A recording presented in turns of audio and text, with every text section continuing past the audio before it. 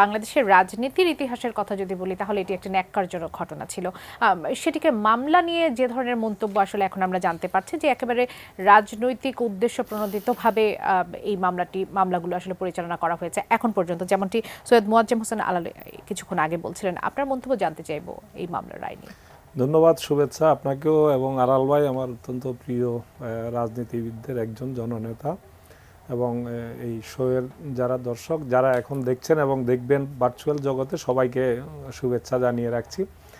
আসলে এটা দুর্ভাগ্যজনক, আমাদের জাতি হিসেবে আমাদের জন্য খুবই দুর্ভাগ্যজনক যে আমরা 21শে আগস্ট তো একটি ঘটনা ঘটেছে, এটা কি আমরা কি অস্বীকার করতে পারবো? একটা ঘটনা ঘটেছে, সেখানে কিছু মানুষ প্রাণ হারিয়েছেন, অনেকে আহত হয়েছেন। এটাকে যেভাবে বিচার, এটাকে একটা আইনশৃঙ্খলা জনিত একটা বিষয়, অপরাধ জনিত একটা বিষয় হিসেবে দেখে এটাকে যেভাবে সুষ্ঠুভাবে আইনগতভাবে একটা নিরপেক্ষ তদন্তের মাধ্যমে সত্যিকারের যে যারা অপরাধী ওই ঘটনার সাথে জড়িত তাদেরকে যদি খুঁজে বের করার চেষ্টা করা হতো, তাহলে আমার মনে হয় আজকের এই ধরনের একটি রায়ের জন্য আমাদেরকে অপেক্ষা করতে হতো না। কত বছর পরে? 20 বছর পরে, তাই না? 20 বছর পরে একদম আমরা আজকে এই ধরনের একটি রায় পেয়েছি। আপনি এই মামলাটির সূত্রপাত থেকে শুরু করে পরবর্তী ঘটনা প্রবাহ যদি দেখেন, অনেকগুলো প্রশ্ন, বড় বড় প্রশ্নবোধক চিহ্ন কিন্তু সামনে চলে আসে। কেবলমাত্র যেমনটি বলছিলেন আল্লাহ, কেবলমাত্র একটি রাজনৈতিক দলকে একদম নিঃশেষ করে দিতে হবে, একজন রাজনৈতিক নেতাকে ভিলেন বানাতে হবে, তার ভবিষ্যৎ যে সম্ভাবনার জায়গাটা তাকে নষ্ট করে দিতে হবে। এই জন্য একটি নতুন করে একটি তদন্ত, নতুন করে এমন একজনকে নিয়ে আসা হলো যিনি পুলিশ বাহিনীতে ছিলেন না। আমাদের পুলিশ বাহিনীতে অনেক চৌকস কর্মকর্তা আছেন যারা অনেক গুরুত্বপূর্ণ মামলার নিষ্পত্তি করেছেন, তদন্ত করে উদ্ঘাটন করেছেন কারা অপরাধী। পুরো পুলিশ বাহিনীর কারো উপর নির্ভর করা গেল না যে এই মামলার এই ঘটনার সত্যিকারের কারা এর সাথে জড়িত, তাদেরকে বের করার। আব্দুল কাহার আকন্দের কথা বলছেন, খুবই অত্যন্ত বিতর্কিত একজন ব্যক্তি। তাকে যখন এখানে যুক্ত করা হয়েছে তখনই কিন্তু এটা পরিষ্কার হয়ে গেছে যে এই মামলাটি আর সেই আওয়ামী লীগ সরকার, ক্ষমতাসীন সরকার এই মামলার অপরাধীদের, প্রকৃত অপরাধীদের বিচার চান না। এই মামলাকে ব্যবহার করে, রাজনীতির হাতিয়ার হিসেবে ব্যবহার করে তার প্রতিপক্ষকে ঘায়েল করতে চান, নির্মূল করতে চান, রাজনীতি থেকে মাইনাস করতে চান তার প্রতিপক্ষকে। এটাই ছিল টার্গেট। তার ফলশ্রুতি কিন্তু আজকের এই রায়টি। এই মামলার মধ্যে, তদন্তের মধ্যে এতগুলো দুর্বলতা রয়ে গেছে। যেই কয়টি বিষয় আজকের আদালত উল্লেখ করেছে, যে বাংলাদেশের বিচার ব্যবস্থার জন্য, বাংলাদেশের আইনশৃঙ্খলা বাহিনীর জন্য, বাংলাদেশের তদন্ত সংস্থার জন্য এবং বাংলাদেশের ইতিহাসে চার্জশিট নামক যেই চার্জ ফ্রেম করা হয় এবং যে তদন্ত রিপোর্ট দেওয়া হয়, সেটার ইতিহাসেও এটা কিন্তু একটা কলঙ্কজনক অধ্যায় হয়ে থাকবে।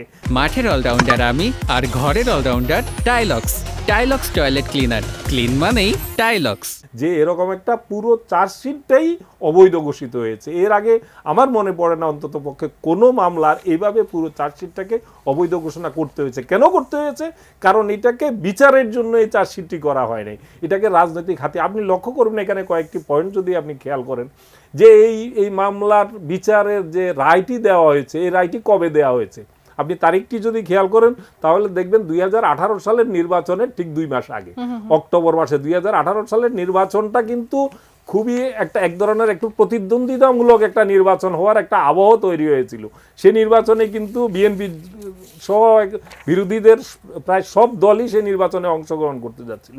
সেই নির্বাচনের আগে অক্টোবরে তড়িঘড়ি করে এই মামলার রায়টি দেওয়া হয়েছে। সেখানে তারেক রহমান সহ সেখানে রাজনীতিকদের, অনেক জনপ্রিয় রাজনীতিককে সাজা দিয়ে নির্বাচনের অযোগ্য ঘোষণা করার একটা নীল নকশা সেখানে বাস্তবায়ন করা হচ্ছে। আপনি টাইমটা যদি খেয়াল করেন তাহলে আপনি এই জায়গাটাতে বুঝতে পারবেন যে এই মামলাটা রাজনৈতিক কারণে ব্যবহার হয়েছে।